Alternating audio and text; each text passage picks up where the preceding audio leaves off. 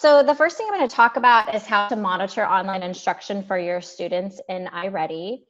And some schools, you do have the two different math and reading. So you want to make sure that you're doing what you want to be. I'm going to be making math today. So when you log into iReady, the first thing you will come to is you'll notice that it's on instruction. You can notice if you have there. And as you scroll down, you have this point here where you can monitor online instruction. So I'm going to go ahead and click there. Once in here, you're able to view what your students have been doing all week. You can see how much time students have been spending. If I wanted to look at last week, what my students were doing, I can click on last week. It'll show me all of that data. For maybe a certain date range for grades or whatever you would choose, you could also customize your date range. Once you're there and you're viewing this, you have some options here to sort. And so, for instance, if you want to see which students are spending time online and which aren't, you can sort here. When you first sort, it goes kind of the least amount to the greatest. And if you resort it, you can go highest to lowest. You also have options of students are passing lessons or not passing lessons. And so where you can see this student has, that's on time. They have passed 4 lessons and completed 4 lessons. As I scroll through here, there are some students that have passed 3, but have actually completed 4. Another thing you can do when you're monitoring online instructions is you can sort by alerts. When I sort by alerts, you know which students have had some either domain shutoffs or that they're struggling in an area. And so this is where I really like to go, because then I'm able to what's going on, and I can help students out. So for instance here, let's say I have Nicholas, or maybe I'll go ahead and click on William. So when I click on him, because he has some alerts, I can go down and see where he's had his alerts at. So for instance, measuring lengths. What I like to do in this area is see, okay, how much time did he spend on this lesson? So I can see he's 10 minutes on the lesson. And if I click on this blue area, he should have spent approximately 20 minutes on this lesson. You can see on the right-hand side, it was estimated total runtime minutes as 20 minutes. So this would be a time where I'd want to have a conversation with Nicholas and talk to him and say, it looks like you're going too fast, buddy. I'd like you to slow down in your lessons. This should have taken you about 8 minutes and it took 10.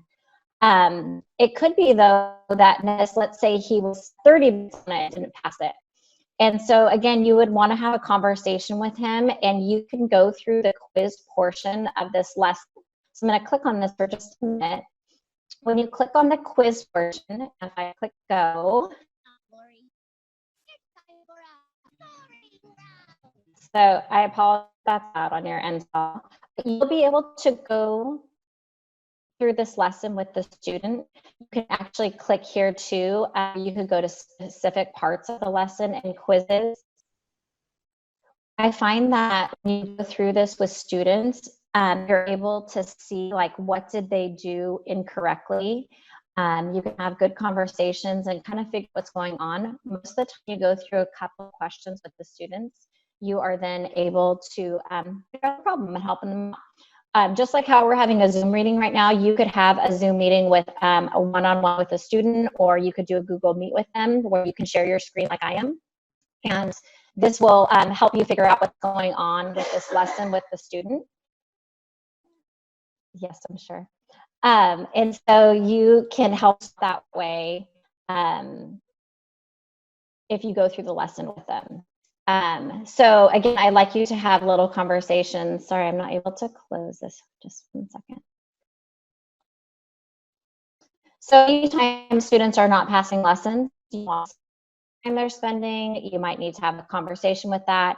Once you do that, we have to kind of do some other things where we can get rid of the alerts. But before I go through and tell you how to get rid of alerts, I wanted to see if there are any questions up to this point.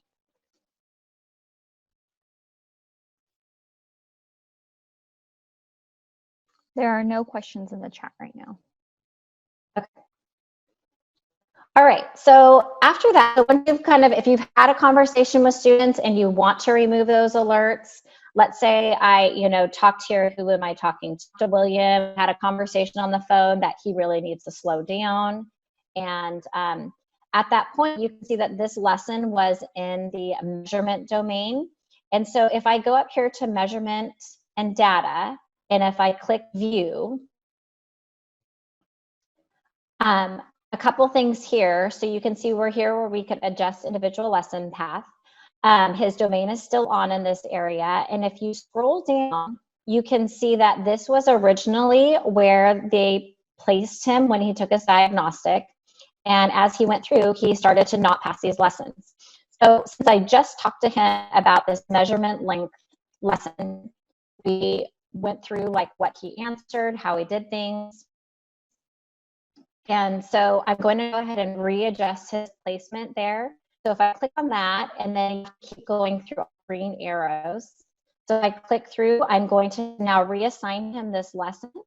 And once I do this, he will be sent back to that lesson. You'll notice here that the alert is still on. But once I've done that, if I just refresh my screen, now that alert has gone away because I've talked to him, I've gone through everything, and so now it's been adjusted. So same thing here, you can notice that algebra and algebraic thinking, he has the domain shut off. So if I go down here and look at the lens, we can actually just go to the domain of algebra and algebraic thinking. So if I click there, it's going to just pull up all of those lessons. And I can see here that he has missed, not passed adding within 10. So again, I would click on this. He's been spending 8 minutes on each of these lessons. And when I go here, it should be 20 minutes. But hopefully when I talk to him again, I'm going to remind him that he is going way too fast through these lessons, that I really need him to slow down, that I'm going to go ahead and reassign it to him. Since this, depending on the age level, he's in kindergarten, so you might talk to the parents and just say, hey, William's going too fast. If you can sit down with him while he's going through these lessons and just make sure he takes them slowly, just be clicking through. He might also not understand what he's doing. So having that conversation is a good idea. And now that we've had that conversation, I can go back. I'm going to go ahead and reassign the lesson that we talked about, which was adding within 10. So again, I click that. The other thing you need to do here is because this domain is off, if we go ahead and click on, you can see now it's blue, and this blue dot is where I'm going to take them. And then you all find your green arrows once you adjust things to go through. And then I will save it. And again, you can notice that it's still showing off. If I can refresh my screen, now that domain has gone away and everything is ready to go. So again, as a reminder, before you do some of those things, you should always have a conversation either with the student, or if you're a student, maybe with the parent, about what the student needs to do. You can do Google Meets or a Zoom meeting with students if you need to kind of go through the quiz and see how they're doing. And that's about that. All we have there for removing alerts. Are there any questions?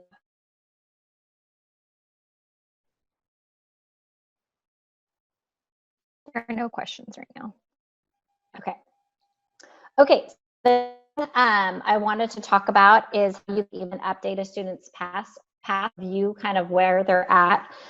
The first thing you can do is if you, okay, so I'm going to start over. If I go back to my main screen and I'm going to click on math, again, we're going to be monitoring our online instruction. And so if I want to view the instruction, let's say for this student, if I click on the name, I can see how they're working their path right here, which is great. I can also view here their upcoming lessons. So if I click on upcoming lessons, we've had some parents where they place this off and that lessons are too easy. And so you can view here what lessons the student will be doing next. And if you feel like that placement is incorrect, we can go through and change that. Also, you have your iReady assigned lessons, or you have your teacher assigned lessons. This student doesn't have any teacher assigned lessons. but if they did, you could view them. Also, if you maybe assigned too many or wanted to manage the teacher assigned lessons, you had the ability to do that here.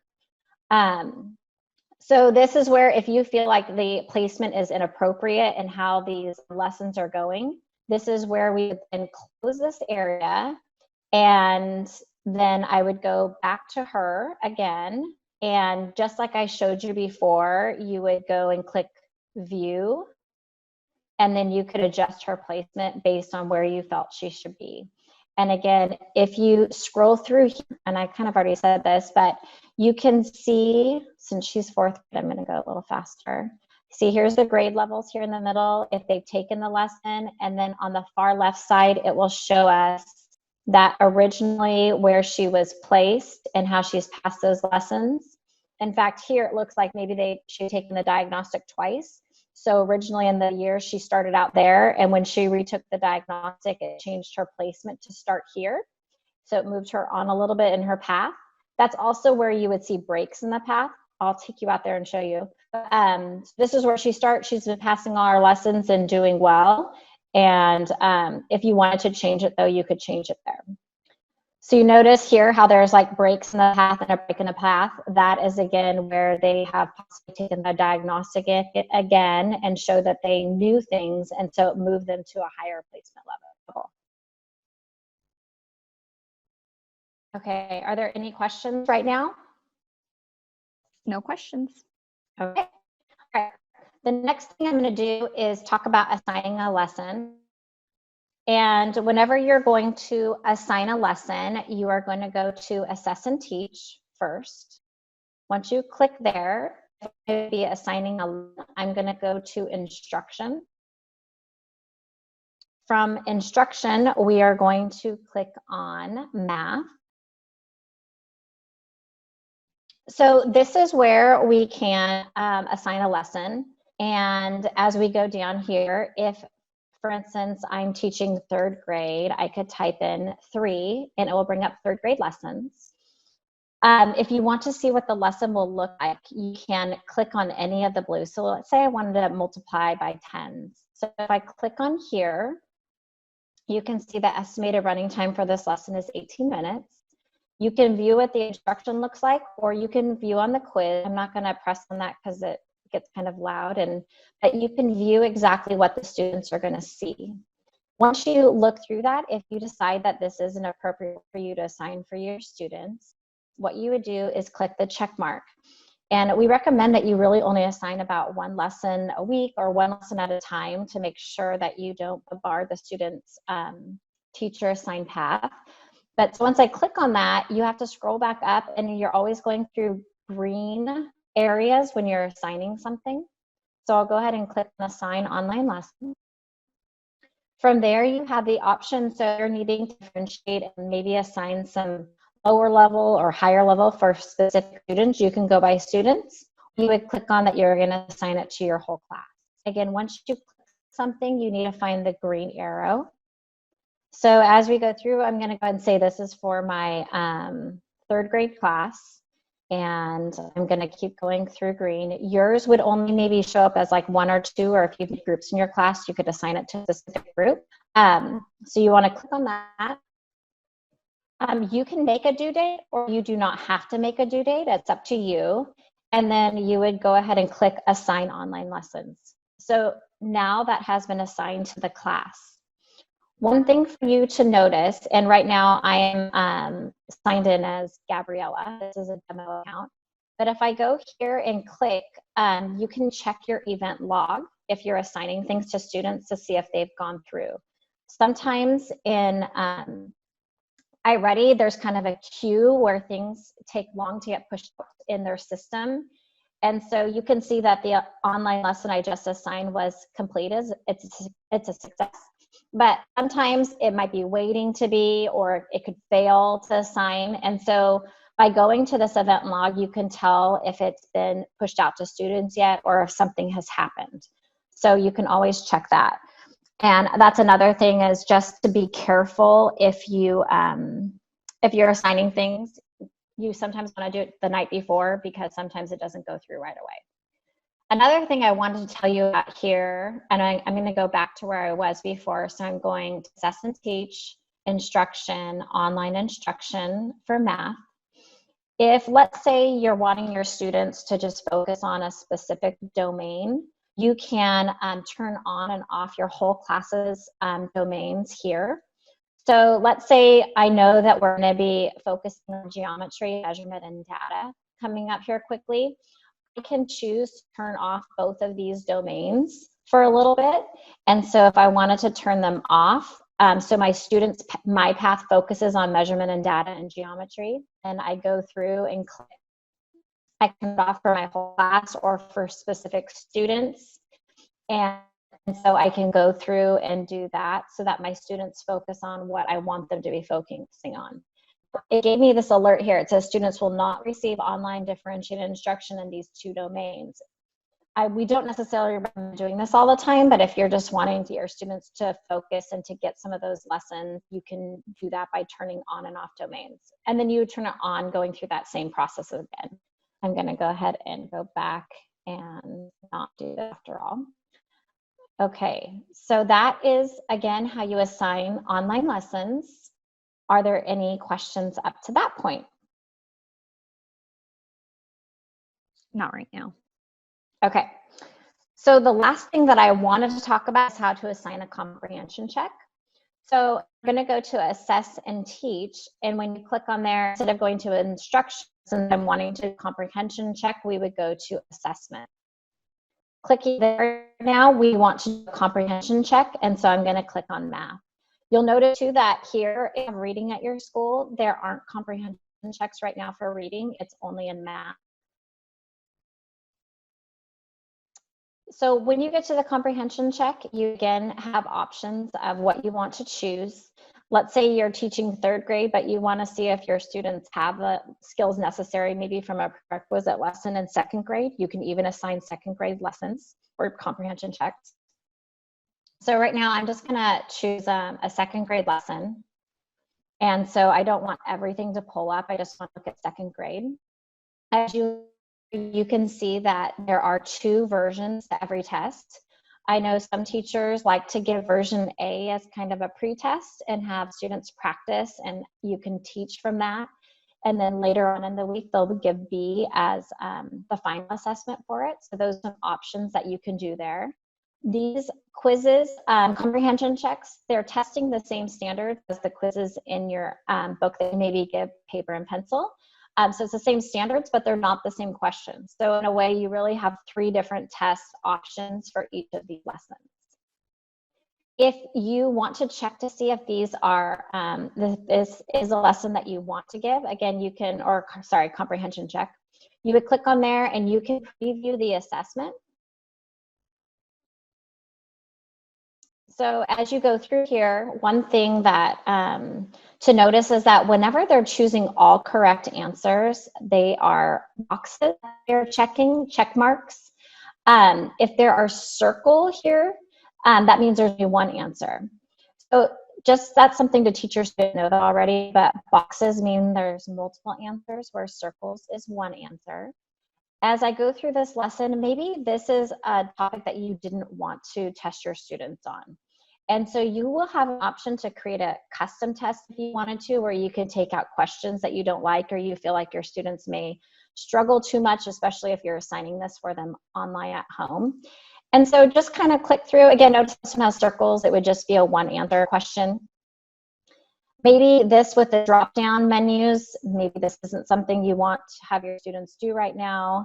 So you have the option to take questions out of comprehension checks if you want to, and I'm going to show you how to do that. But if you went through and you liked all these questions, I'm going to go ahead and exit out of this.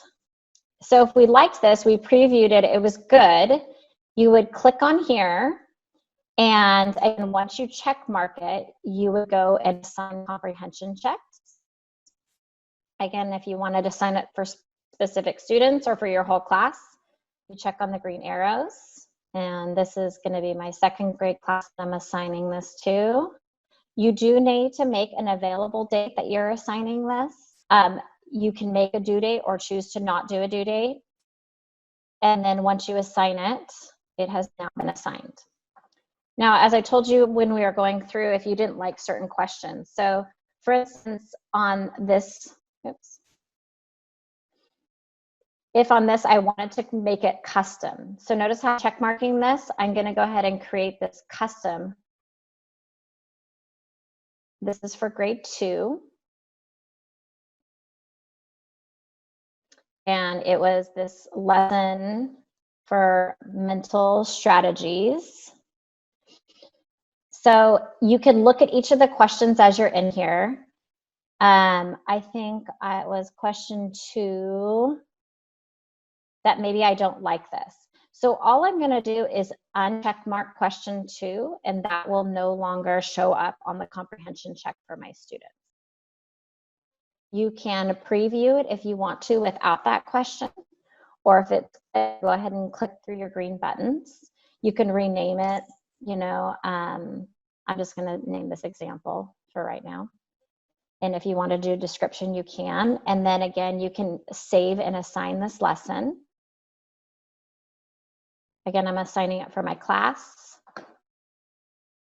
And then I choose my 2nd grade class. And you, again, need to get available date. And that's it. So it's been done. And if I go up here now to my event log, normally these would show up here. So you can see that I've assigned comprehension check activities. It says that it's a success. Another thing to notice or to know is that if you have a class that's kindergarten through 2nd grade, they will only get 2 teacher assigned things showing up at a time. You can assign more, but only 2 will show up until they pass things, and then more will come if you've assigned them. If you have grades 3 and up, you will get up to 5 things on their teacher assigned path they can do at one time. And let's see here. Lessons override comprehension checks. So if you have multiple assignments assigned, all the lessons they are like prioritized with comprehension checks. Also things that are due more close to the current time, those are going to show up first as well. So you just have to be careful what you're assigning. Right. Are there any questions now? I think I've gone through everything I wanted to. Anae, do you have anything that I missed that I should add in there? No, I think you covered everything. Okay. Does anybody have questions?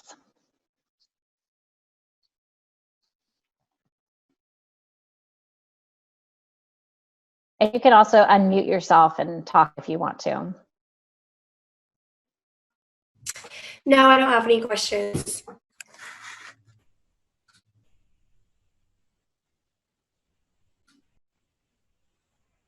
Yes, Stephanie, it is recorded, and Sherry will be sending it out when she edits it.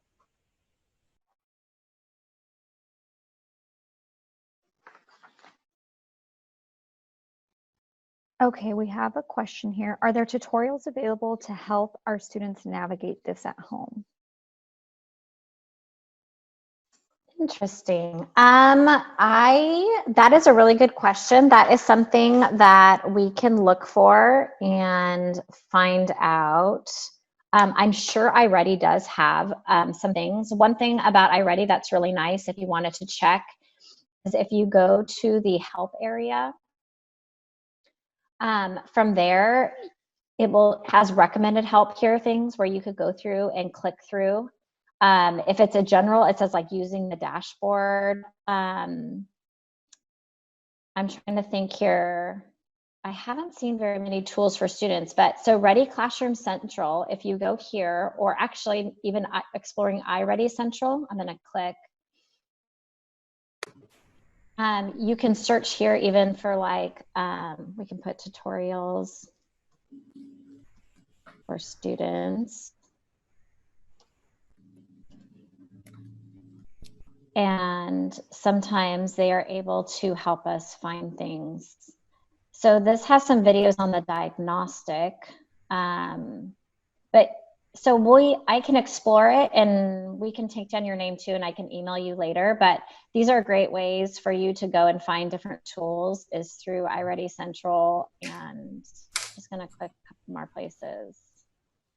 Yeah, so this is just asking for how to get students engaged in it. It's not necessarily giving a tutorial on how they get online. So I don't know if you have anything to add there, Renee.